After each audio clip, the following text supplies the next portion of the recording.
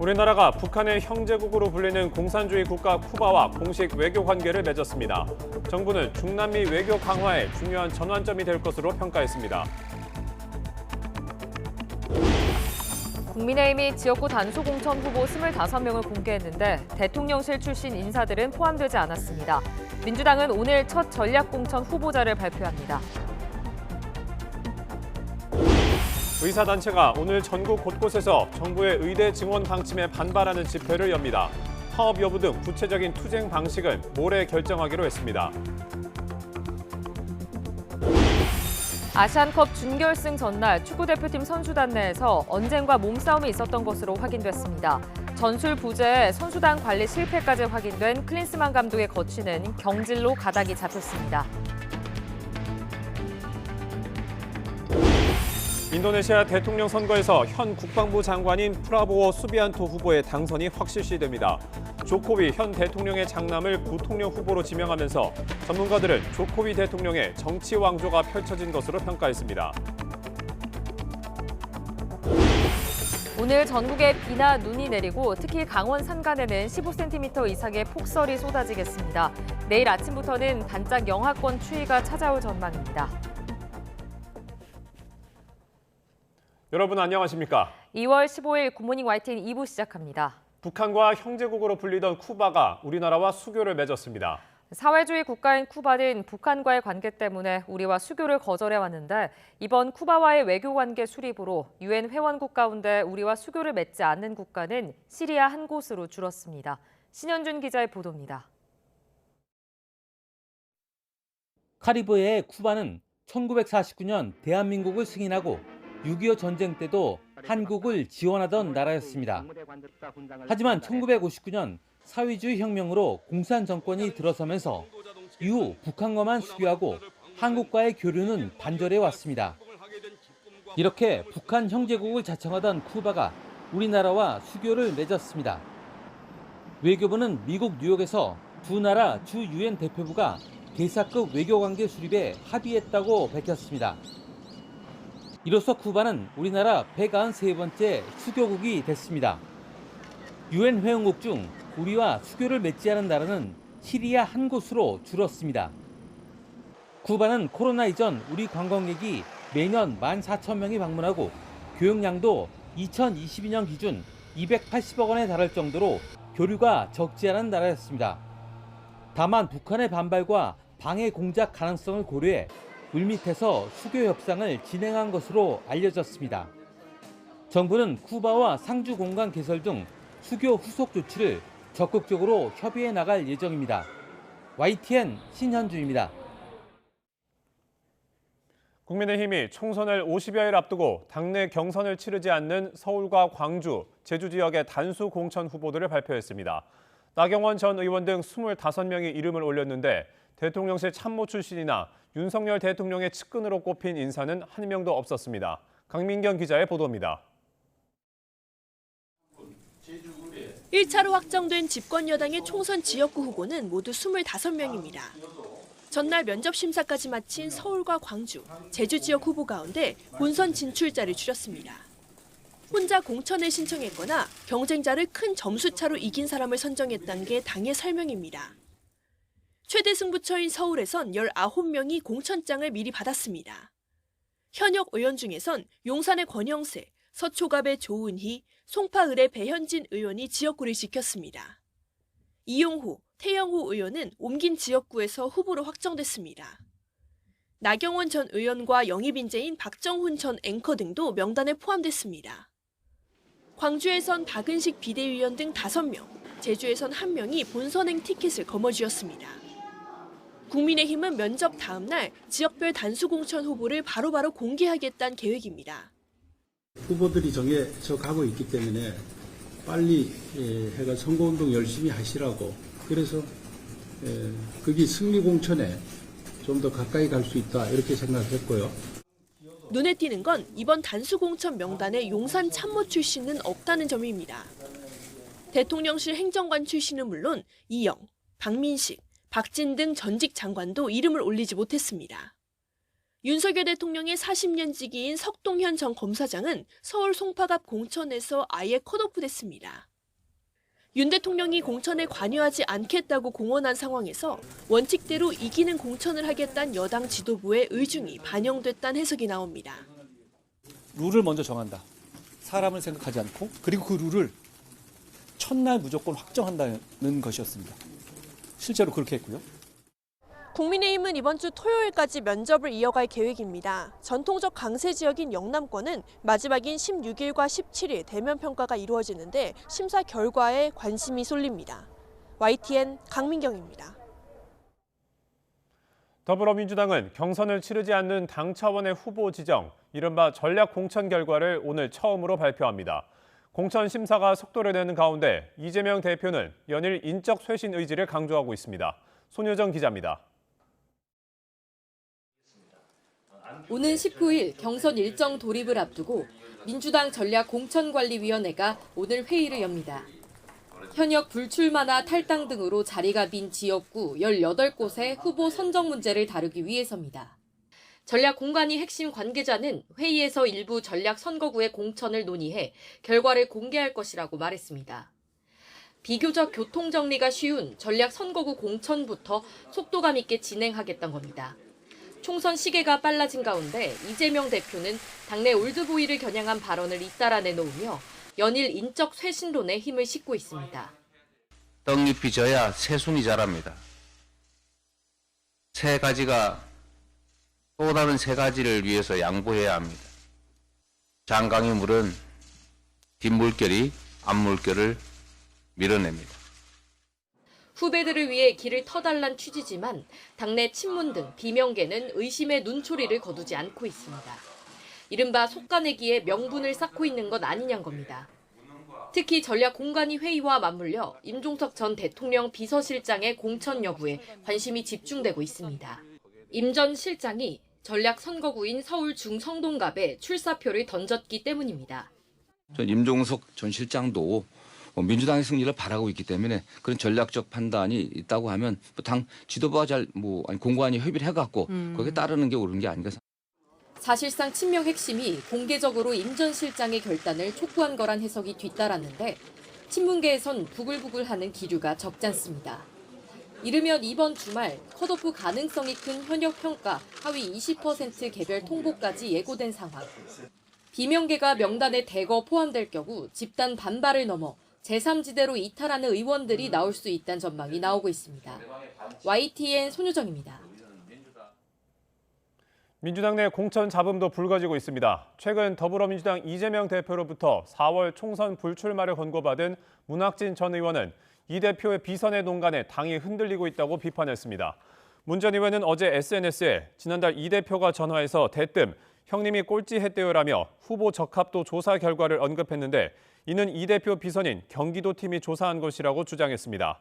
이어 해당 조사에서 1등인 안태준 예비후보는 친명 원외 조직인 더민주혁신회의 출신으로 지난해 당 대표 특보 임명장을 받았고 지역 활동을 전혀 하지 않다가 최근에야 사무소를 냈다고 지적했습니다.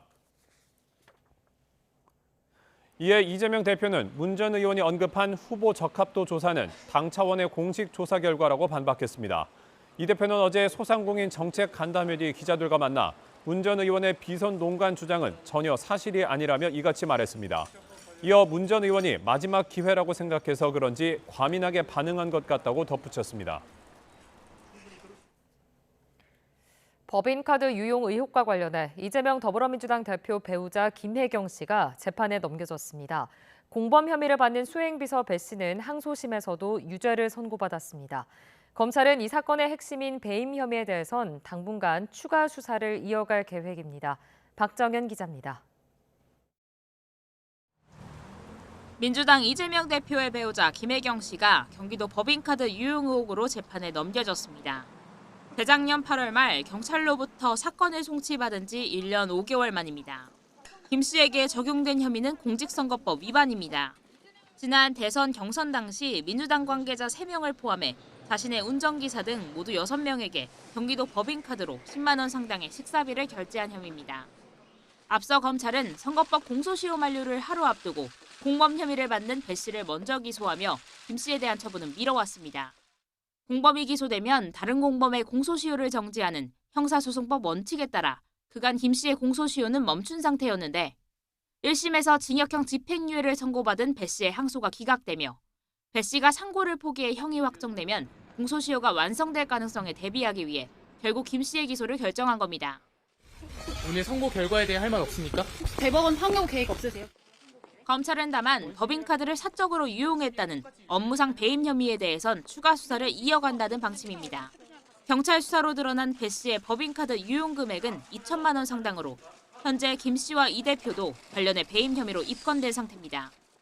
검찰 관계자는 최근 국민권익위원회에서 넘겨받은 수사 의뢰권 등 배임 혐의에 대해선 추가로 살펴볼 게 남아있다고 밝혔습니다. YTN 박정현입니다. 국회 법제사법위원회는 오늘 박성재 법무부 장관 후보자에 대한 인사청문회를 진행합니다. 검찰 퇴직 뒤 5년 동안 46억 원가량의 수입을 올리는 등 전관 예우 논란과 함께 배우자의 증여세 탈루 의혹, 후보자와 윤 대통령의 친분으로 인한 중립성 우려 등이 쟁점이 될 전망입니다. 또 수사 지연 문제 등 검경 수사권 조정 관련 이슈와 검찰 특수활동비, 법무부의 공직자 인사 검증 문제 등을 두고도 여야의 공방이 예상됩니다. 한동훈 녹취록 오보 사건으로 재판을 받는 신성식 법무연수원 연구위원에게 최고 수준의 징계인 해임 처분이 내려졌습니다. 또 검찰 내 윤석열 사단을 하나회에 비유한 이성윤 법무연수원 연구위원회 징계위도 열렸는데 총선 출마를 공식화하거나 시사한 현직 검사들의 징계가 이어지고 있습니다. 백종규 기자입니다. 지난해 말 사직서를 내고 오는 4월 총선 출마를 공식화한 신성식 법무연수원 연구위원. 법무부 검사징계위원회가 신 위원에게 최고 수준의 징계인 해임 처분을 통보했습니다. 신 위원은 지난 2020년 서울중앙지검 3차장으로 있을 때 한동훈 검사장과 이동재 채널A 기자의 대화 내용이라며 KBS 기자들에게 허위 사실을 알려 명예를 훼손한 혐의로 재판을 받고 있습니다. 징계위가 이른바 한동훈 녹취록 오보 사건의 책임을 물어 해임 처분을 의결한 겁니다. 검사 징계는 견책과 감봉, 정직, 면직, 해임 등 5단계로 나뉘는데 해임은 가장 높은 수준의 징계로 3년 동안 변호사로 활동할 수 없습니다. 또 현직 검사 신분으로 총선 출마를 강행한 김상민 검사는 정직 3개월 처분을 받았습니다. 김 검사는 지난해 9월 추석 때 서울중앙지검 부장검사 신분으로 총선 출마를 시사하는 듯한 문자 메시지를 보내고 지난해 말 사표를 낸 뒤 출판 기념회를 열어 징계 대상에 올랐습니다. 이 밖에도 현직 국회의원을 만나 총선 출마를 타진한 박대범 검사는 감봉, 피의자와 부적절한 식사 모임을 한 박용호 부산고검 검사는 정직 3개월 처분이 내려졌습니다.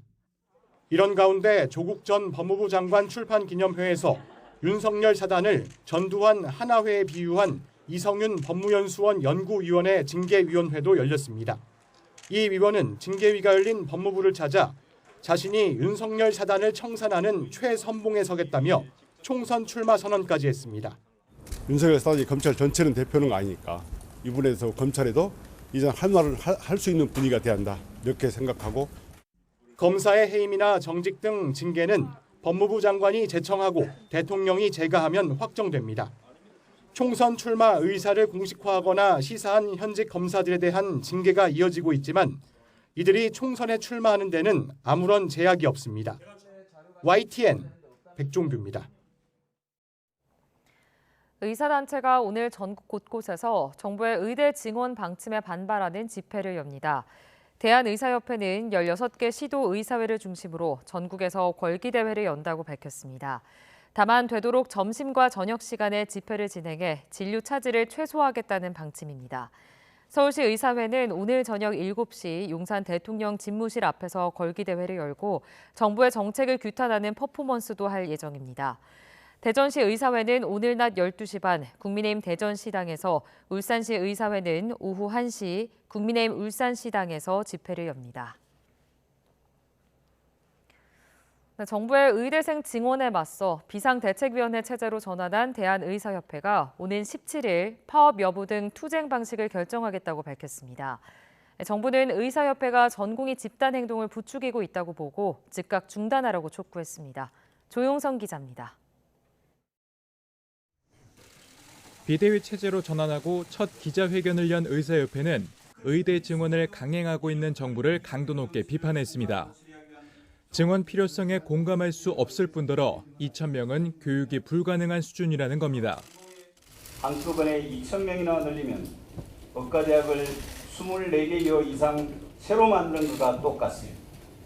의학교육의 질도 떨어지고 대한민국의 이공학계 인재들을 빨아들이는 블랙홀이 될 것입니다. 비대위 구성 마무리 단계에 들어간 의사협회는 오는 17일 첫 비대위 회의를 엽니다. 이 자리에서는 파업 돌입 여부와 시점 등 집단 행동 방안이 결정될 예정입니다. 그러나 파업 찬반 투표 결과는 공개하지 않겠다고 밝혔습니다. 현재 비상대책위원회는 그 내용은 공개하지 않을 겁니다. 그 당시의 상황과 2,000명 정원을 발표했던 상황과는 확실히 상황이 다른 상황이기 때문에 그렇습니다. 의협 비대위는 전공의들과도 집단 행동 방향에 대해 소통하고 있다고 밝혔습니다.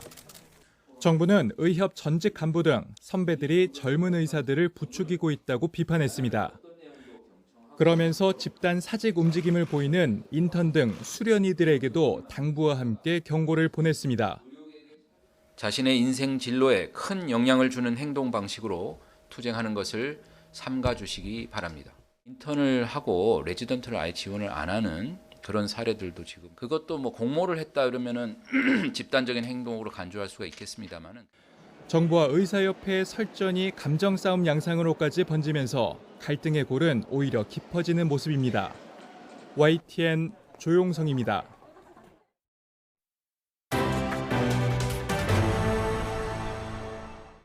손흥민과 이강인 등 축구대표팀 선수들이 아시안컵 4강전을 앞두고 다툼을 벌인 사실이 보도된 뒤 이강인이 사과문을 게재했습니다. 이강인은 자신의 공식 SNS를 통해 손흥민 형과 언쟁을 벌였다는 기사가 보도되면서 축구 팬들에게 큰 실망을 끼쳐 정말 죄송하다고 밝혔습니다. 또 자신이 앞장서서 형들의 말을 잘 따랐어야 했다면서 앞으로는 형들을 도와서 더 좋은 선수와 사람이 되겠다고 덧붙였습니다. 대한축구협회가 클린스만 호의 카타르 아시안컵 성과를 평가하는 전력강화위원회를 오늘 오전 개최합니다. 마이클 뮬러 전력강화위원장을 포함해 전력강화위원 7명과 미국 자택에 머물고 있는 클린스만 감독도 화상으로 회의에 참여할 예정입니다. 정몽규 회장 등 축구협회 집행부는 전력강화위원회의 평가를 참고해 클린스만 감독의 거취를 최종 결정할 방침입니다. 재벌 3세를 사칭하면서 30억 원을 가로챈 혐의로 기소된 전총조 씨에게 징역 12년이 선고됐습니다. 재판부는 전 씨가 반복적으로 저지른 거대한 사기 범행으로 주변 사람들의 삶을 망가뜨렸다며 중형을 내렸습니다. 윤성훈 기자의 보도입니다. 펜싱 국가대표였던 남현희 씨 결혼 상대로 알려진 뒤 성별 논란부터 각종 사기 유혹에 휘말린 전총조 씨. 결국 전 씨는 재벌 3세를 사칭하며 20, 30대 사회초년생 27명으로부터 30억 원가량을 가로챈 혐의로 구속돼 재판에 넘겨졌습니다. 남현희 씨와 공모한 게 맞습니까? 아니면 혼자 범행 계획 세우신 거예요? 피해자분들께 죄송합니다. 앞선 재판 과정에서 전 씨는 혐의를 인정한다며 벌을 받고 떳떳해지고 싶다고 진술했지만 당시 재판부는 떳떳이라는 단어 사용법을 모른다며 강하게 꾸짖기도 했습니다. 결국 2달간의 재판 끝에 법원은 이례적으로 양형 상한인 10년보다 더 높은 징역 12년의 중형을 선고했습니다. 재벌 혼외자를 사칭하면서 온라인 세미나 수강생들로부터 투자금을 가로채고 남자 행세를 하기 위해 주민등록번호 뒷자리를 고친 뒤 임신을 명목으로 돈을 뜯어낸 혐의 모두 유죄라고 인정한 겁니다. 재판부는 전 씨가 더 많은 돈을 가로채기 위해 유명인에게 접근해 거대한 사기 범행을 저질렀다고 지적했습니다. 이어 전 씨가 사기 행각으로 주변 사람들의 삶을 망가뜨렸다며 반성한다는 말이 의심스럽다고 질타했습니다. 이와 함께 재판부는 전 씨 사기 범행에 가담해 2억여 원을 챙긴 전직 경호원 이모 씨에게도 징역 1년 6개월을 선고했습니다. 이 씨 때문에 피해가 발생했지만 사과와 반성이 이루어지지 않았다며 징역형이 필요하다고 판단한 겁니다. 수많은 논란을 일으킨 전 씨와 공범 이 씨 모두 유죄로 결론 난 가운데 경찰은 공범 의혹이 불거진 남현희 씨에 대한 수사를 이어가고 있습니다. YTN 윤성훈입니다. 지난해 주식시장을 혼란에 빠뜨린 영풍재지 주가 조작 세력이 6천억 원 넘는 돈을 챙긴 것으로 검찰 수사 결과 드러났습니다. 한 종목에 대한 주가 조작으로는 역대 최대 규모라는 게 검찰의 설명입니다. 김용수 기자입니다. 영풍재지 주가는 지난 2022년 10월부터 상승 곡선을 그렸습니다. 3,400원대에서 1년 만에 48,000원 선까지 무려 14배가 뛰었습니다. 그런데 이상 거래가 금융당국에 감지됐고 주가 조작 세력의 실체가 검찰 수사로 드러났습니다. 주가 조작 세력은 3개 팀으로 운영된 것으로 확인됐습니다. 모두 20명 정도 활동했는데 수사에 대비하기 위해 조직원 일부만 제외하고 누가 누군지 모르게 점조직 형태로 운영됐습니다.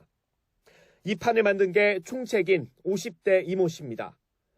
검찰 관계자는 이 씨가 과거에도 시세 조종으로 처벌받은 전력이 있다면서 전문 시세 조종꾼이라고 설명하기도 했습니다.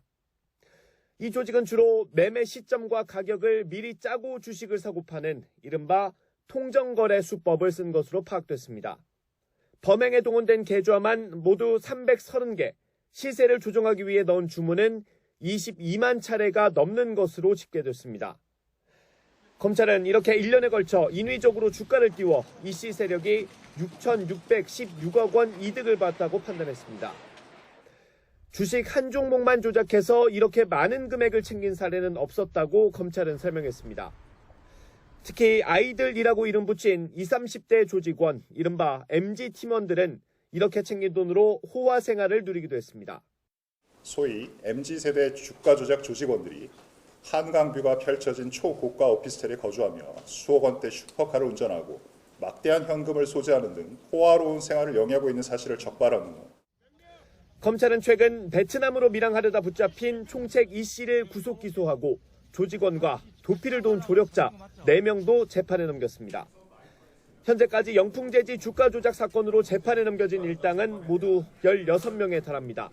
검찰은 앞으로 도망친 조직원을 추적하고 범죄 수익을 환수하는 데 집중하겠다고 강조했습니다. YTN 김영수입니다. 이스라엘 하마스 휴전 협상이 난항을 겪는 가운데 레바논 무장정파 헤즈볼라가 이스라엘에 로켓 공격을 감행해 민간인 사상자가 발생했습니다. 이스라엘군이 즉각 보복 공습으로 맞서면서 영내 확전 가능성 등 긴장감이 고조되고 있습니다. 서봉국 기자입니다. 공습 사이렌과 함께 로켓이 날아와 꽂히고 주민들은 혼비백산합니다. 레바논 남부에서 이스라엘 북부 국경도시 사페드를 향해 친이란 무장 세력 헤즈볼라의 로켓이 발사된 겁니다.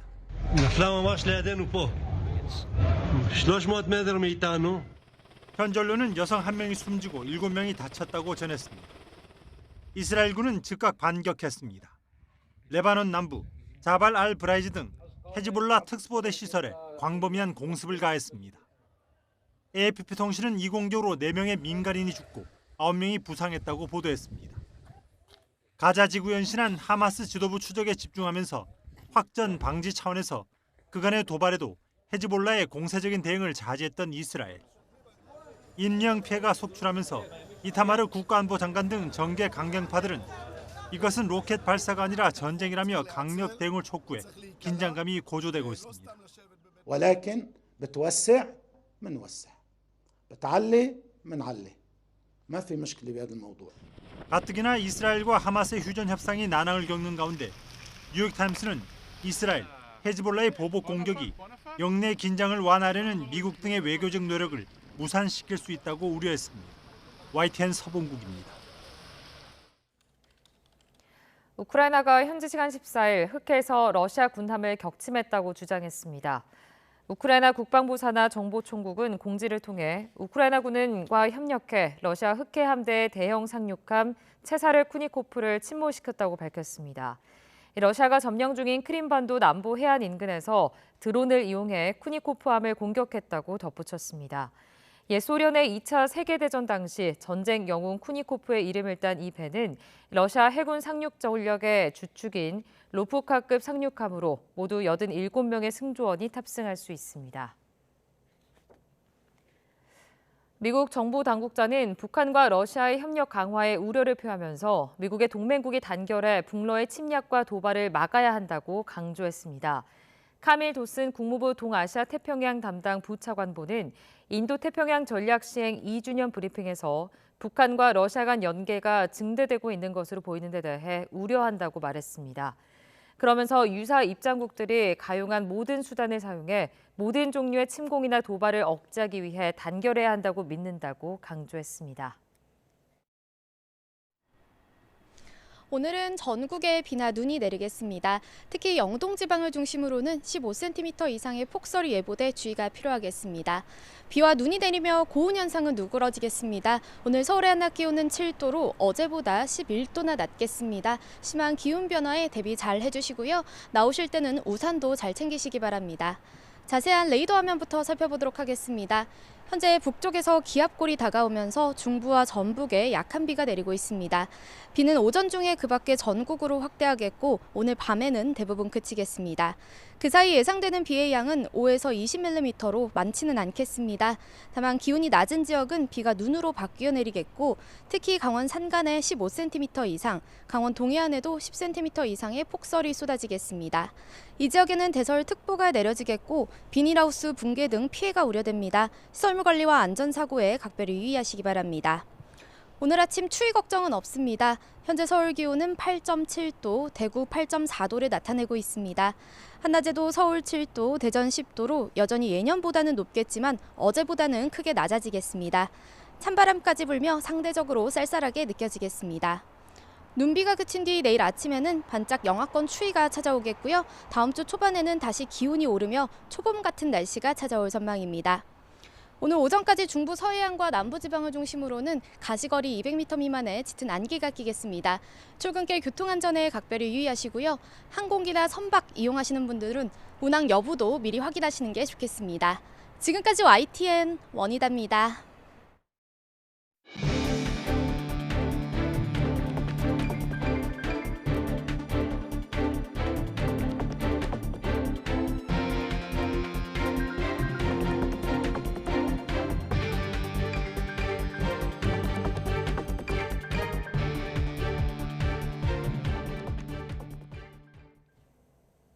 국민의힘 총선 공천 면접 사흘째인 오늘은 경기도 내 22개 지역구와 전남, 충청 지역 후보자들이 심사를 받습니다. 국민의힘 공천관리위원회는 이와 별도로 어제 면접을 마친 경기 지역 36개 지역구와 인천, 전북 지역 공천 신청자 가운데 경쟁자가 없거나 경쟁력이 월등한 후보를 2차 단수 추천 대상자로 발표합니다. 여당 공천 면접은 내일 강세 지역인 경북, 경남과 세종, 대전, 모레 대구, 울산, 부산과 강원 지역 심사를 끝으로 마무리됩니다. 국민의힘이 4월 총선을 위한 비례대표 위성정당인 국민의 미래 창당 일정을 한 주 미뤄 오는 23일에 진행하기로 했습니다. 국민의 미래 창당준비위원회는 어제 보도자료를 내고 원래 15일 중앙당 창당대회를 열 예정이었지만 오는 23일로 날짜를 바꿨다고 밝혔습니다.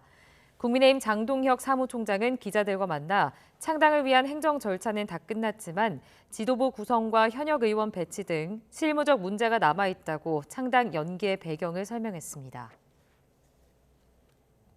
더불어민주당은 경선을 치르지 않고 당 차원의 단수 후보를 지정하는 이른바 전략공천 심사 결과를 오늘 처음으로 발표합니다. 당 전략공천관리위는 오늘 회의를 열고 당헌 당규에 따라 현역 의원 불출마 등의 사유로 전략지역구로 지정된 18곳 가운데 일부 지역의 전략공천 대상자를 결정해 공개할 예정입니다.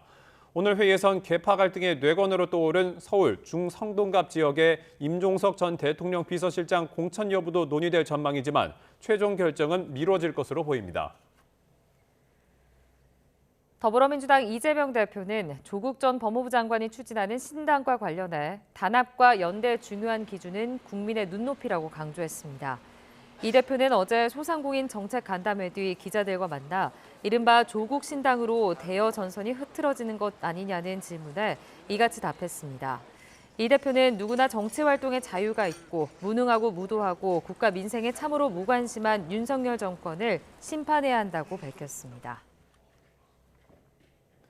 개혁신당의 이준석 공동대표가 국민의힘 대표 시절 대통령실과 갈등 국면에서 언급했던 양두구육이란 고사성어를 다시 꺼내들었습니다. 겉만 번지르르 하다며 여권을 싸잡아 비판한 건데 반윤의 기치로 지지층 재결집에 나선 것으로 보입니다. 이준엽 기자가 전해드립니다. 양두구육을 재소환한 개혁신당 이준석 공동대표의 화살은 국민의힘 한동훈 비상대책위원장을 겨냥했습니다. 한 위원장이 명품 가방 수수 논란으로 촉발된 윤석열 대통령 부부의 비호감도를 낮추는 역할을 하고 있다는 겁니다. 김건희 여사에 대한 비판을 하시는 것에는 굉장히 인색해지는 것이 사실입니다. 그리고 명품백 의혹과 같은 국민적 그런 관심 사안에 대해 가지고 평소에 날카롭던 법리가 무뎌진다는 생각을 지울 수가 없습니다. 개혁신당은 개 머리 위에 쓰인 양의 머리를 벗겨내는 야당이 될 거라며 대안 세력으로서 선명성도 강조했습니다.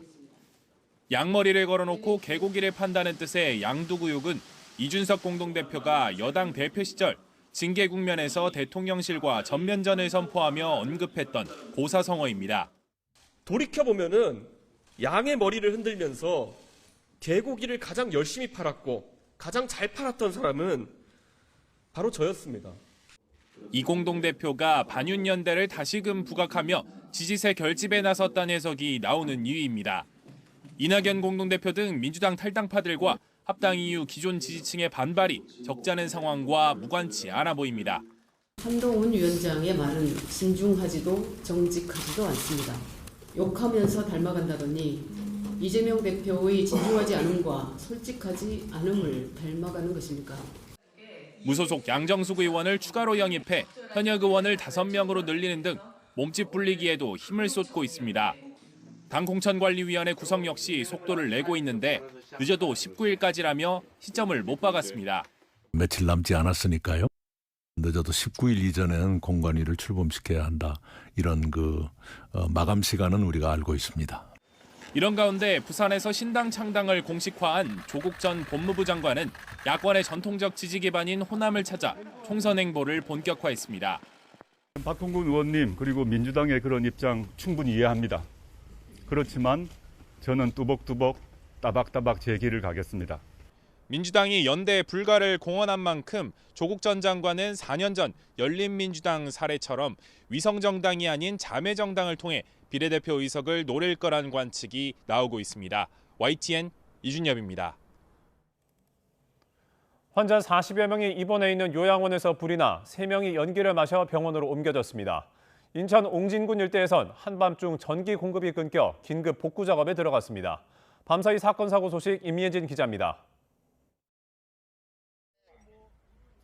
한밤중 길거리에서 구급대원이 병상을 바쁘게 옮깁니다. 인천에 있는 지상 11층 지하 3층짜리 요양원에서 불이 난 건 오늘 새벽 1시 30분쯤. 6층에서 발생한 불은 20분 만에 꺼졌지만 고령의 환자 3명이 연기를 마셔 인근 병원으로 옮겨졌습니다. 소방당국은 환자들을 임시 의료소로 대피시키고 정확한 화재 원인을 조사하고 있습니다. 산등성이 사이로 붉은 불기운이 연기와 함께 솟구칩니다. 어제 오후 5시 50분쯤 경기 남양주시 진저읍에 있는 야산에서 불이 나 5시간 만인 밤 10시 40분쯤 큰 불길이 잡혔습니다. 다친 사람은 없었지만 산 중턱에 경사가 심한 곳이라 접근이 힘들어 진화에 어려움을 겪었습니다. 산림당국은 날이 밝는 대로 피해 규모와 화재 원인을 조사할 예정입니다. 오늘 새벽 2시 20분쯤 인천 옹진군 선제도 교량 밑에 있던 컨테이너에 불이 나 2시간 만에 꺼졌습니다. 이 불로 근처에 있던 한국전력 장비가 손상돼 선제도와 영흥도 일대에서 정전이 발생했습니다. 1000가구 넘는 주민들이 한밤중 불편을 겪고 있는 가운데 한전은 긴급 복구 작업을 마친 뒤 사고 원인을 파악할 예정입니다. 14층짜리 아파트 중간에서 검은 연기가 뿜어져 나옵니다. 어제 오후 4시 50분쯤 부산 동래구에 있는 아파트 4층에서 난 불로 주민 2명이 연기를 마셔 병원으로 옮겨졌습니다. 불은 주방과 거실 천장 절반가량을 태우고 40여 분 뒤 꺼졌습니다. YTN 임혜진입니다. 방송인 박송 씨의 출연료를 50억 원 가까이 빼돌린 혐의를 받는 친형에게 법원이 1심에서 징역 2년을 선고했습니다. 박송 씨 측은 사적으로 유용한 부분에 대해 용처가 불분명하다며 일부 무죄로 판단한 부분에 대해 아쉬움을 나타냈습니다. 권준수 기자입니다. 회색 정장을 입은 박수홍 씨의 친형 박모 씨가 법원을 급하게 빠져나갑니다. 그동안 동생을 자식처럼 생각했다며 횡령한 사실이 없다고 부인해온 박 씨는 취재진 질문에 묵묵부답으로 자리를 벗어났습니다. 자식처럼 키웠다고 생각하셨는데 말씀하셨는데 어떤 의미일까요? 동생 박수홍 씨의 출연료 48억 원을 빼돌린 혐의로 재판에 넘겨진 친형 박 씨에게 징역 2년형이 내려졌습니다. 1심 재판부는 박 씨가 회사 돈으로 백화점 상품권을 구매해 생활비로 쓰고 개인적으로 변호사를 선임한 부분을 유죄로 판단했습니다. 다만 동생 박수홍 씨 개인 계좌에 있는 돈을 빼서 사용한 혐의 등은 죄로 인정되지 않으면서 검찰이 주장하는 횡령 액수의 절반에 못 미친 20억 원가량만 박 씨가 빼돌렸다고 인정됐습니다. 법원은 박 씨에 대해 10년에 걸친 오랜 기간 범행으로 법인 회계를 뒤섞이게 했다면서 허위 직원에게 급여를 주는 방식 등으로 탈세하며 회사를 운영했지만 법정에서 끝까지 절세라고 주장하는 등 준법 정신이 우려스럽다며 양형 이유를 설명했습니다. 다만 박 씨에게 도주와 증거인멸 우려가 없다고 보고 법정 구속은 하지 않았습니다. 친형과 함께 회사 돈을 빼돌리는 데 공모한 의혹으로 재판에 넘겨진 형수 이모 씨는 입증할 만한 증거가 제시되지 않았다며 무죄가 선고됐습니다. 박수홍 씨 측은 이번 결과를 두고 절반의 성공이라며 아쉬움을 나타냈습니다.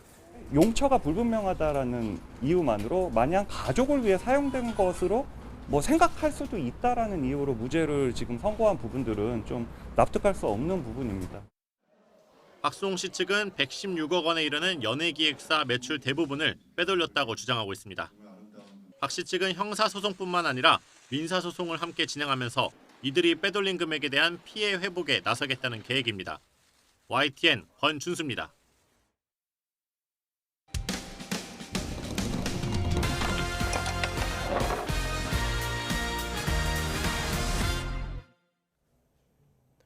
서울 개인택시조합은 5만 명에 달하는 개인 택시기사들 대부분이 소속된 대표 직능단체입니다.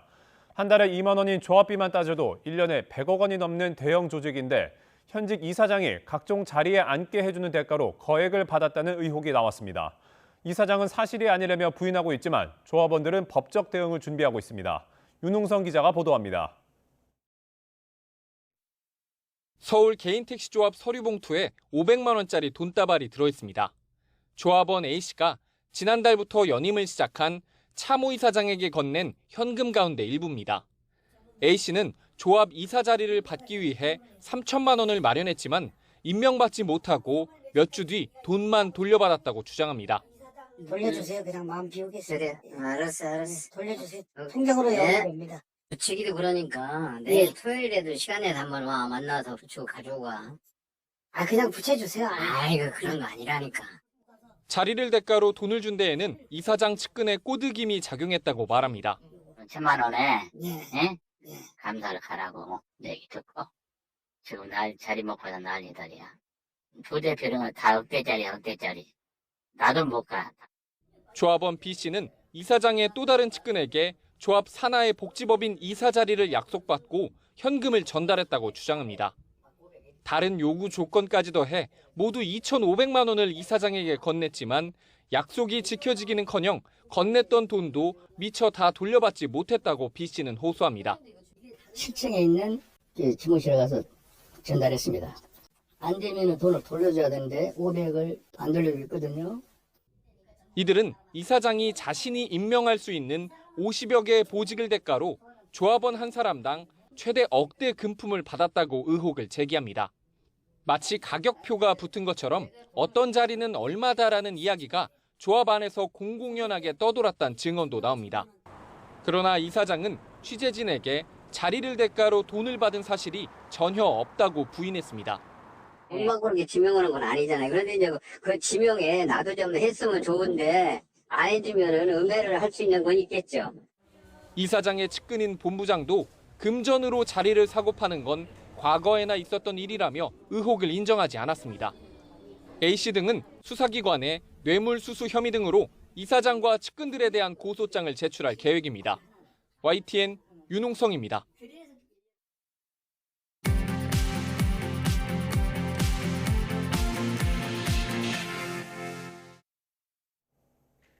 이 시각 세계눈입니다. 인도네시아 대통령 선거에서 현 국방부 장관인 프라보워 수비안토 후보의 당선이 확실시되고 있습니다. 조코위 대통령의 정치 왕조가 새롭게 구축돼 사실상 민주주의가 후퇴했다는 평가를 받고 있습니다. 최영주 기자가 보도합니다.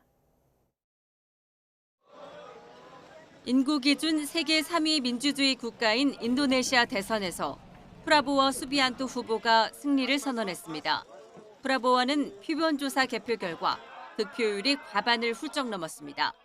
Kemenangan ini harus menjadi kemenangan untuk seluruh rakyat Indonesia.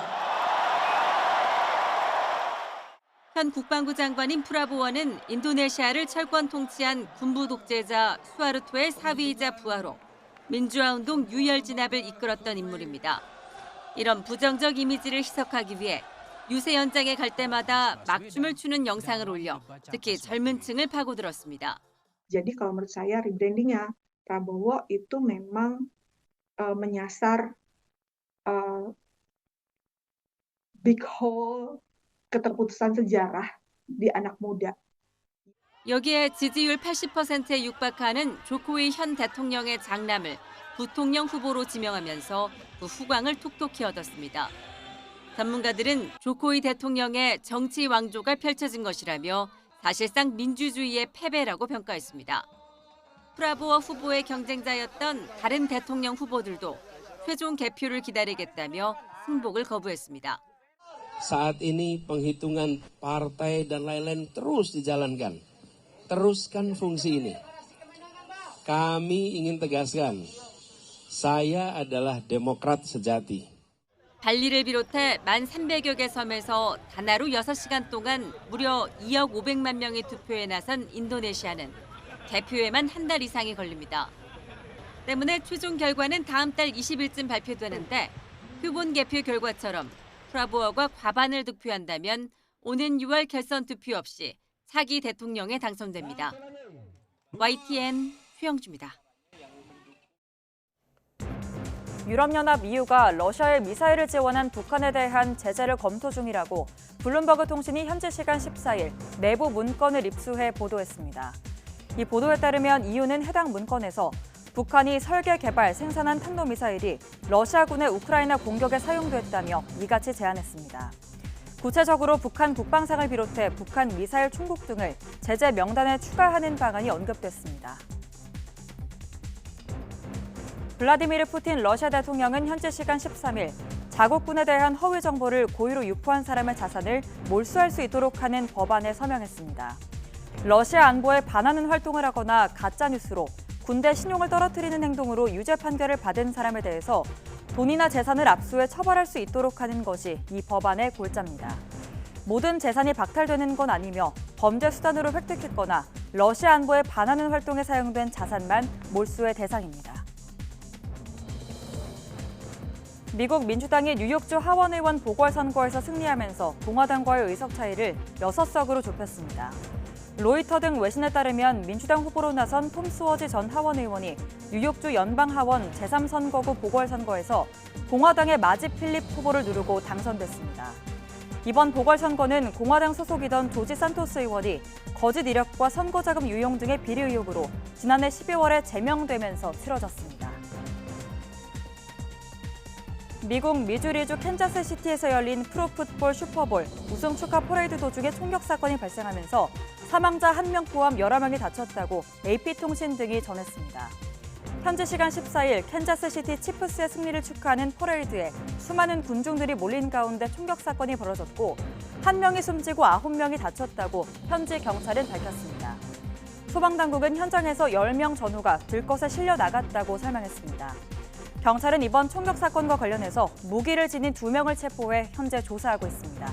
지금까지 이 시각 세계는이었습니다.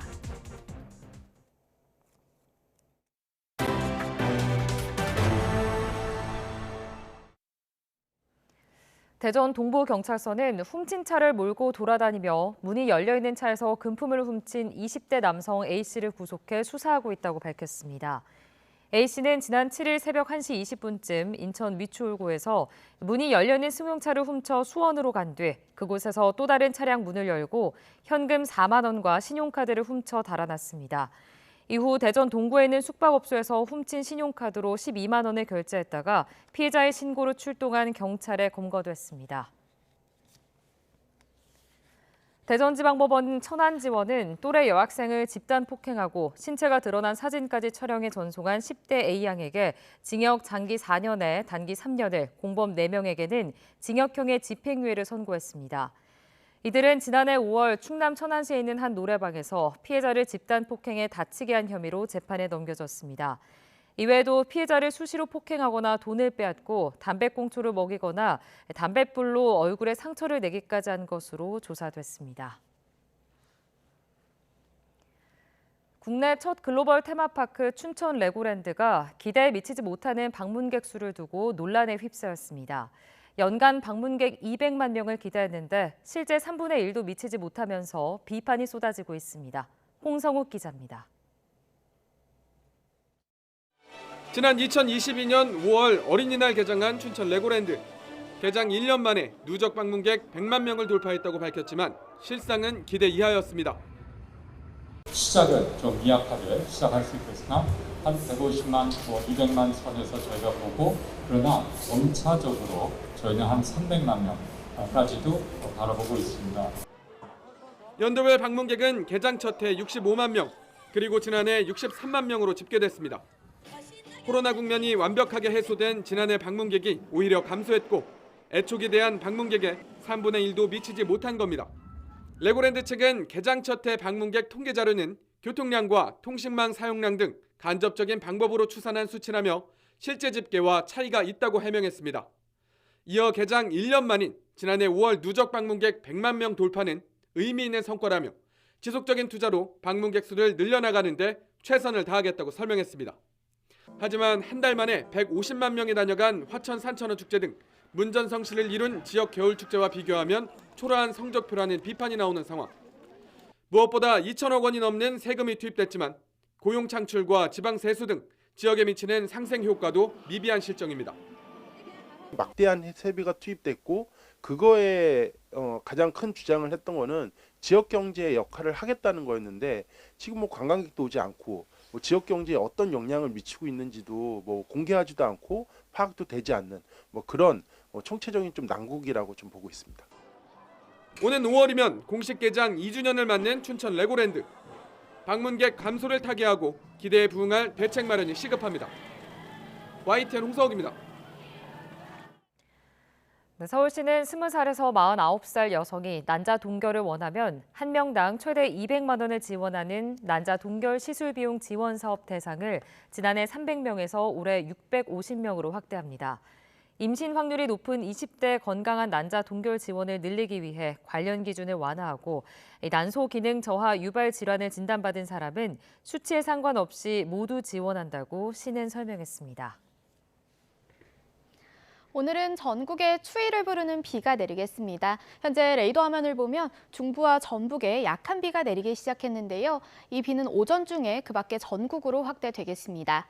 예상되는 비의 양은 5에서 20mm로 많지 않겠습니다. 다만 기온이 낮은 강원 산간에는 15cm 이상, 강원 동해안에도 10cm 이상의 폭설이 쏟아지겠습니다. 시설물 관리와 안전사고에 각별히 유의하시기 바랍니다.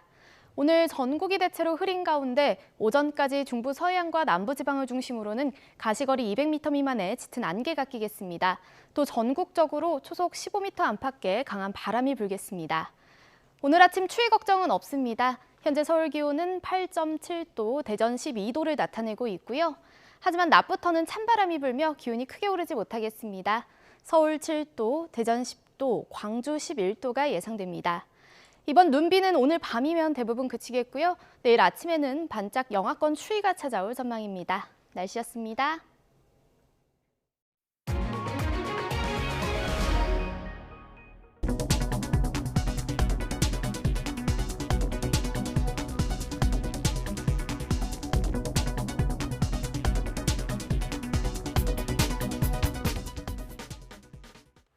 굿모닝 YTN 2부 마칩니다. 잠시 후 6시 50분 3부에서 뵙겠습니다.